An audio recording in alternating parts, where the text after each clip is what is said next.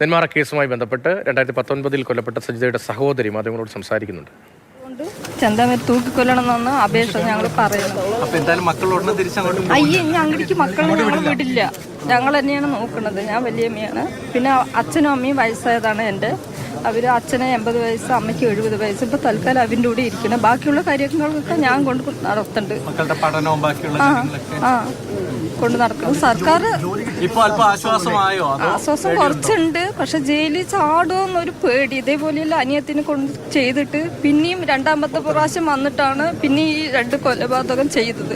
അതുകൊണ്ട് ഞങ്ങൾക്ക് തൂക്കിക്കൊല്ലണം. ജീവിച്ചിരുന്നാൽ ഞങ്ങൾക്ക് എന്തായാലും ഭയം തന്നെ. മക്കൾക്കും ഞങ്ങൾക്കും ഭയം തന്നെ. ഞാൻ മക്കളുടെ നാളെ മേലെ എന്തെങ്കിലും ചെയ്യുമോ വേണ്ടി പേടിയുണ്ട്. അതേപോലെ പുഷ്പിനെയും ചെയ്യാൻ വേണ്ടിയിട്ടാണ് അയാൾ ഉന്നം കൊണ്ട് നിൽക്കുന്നത്.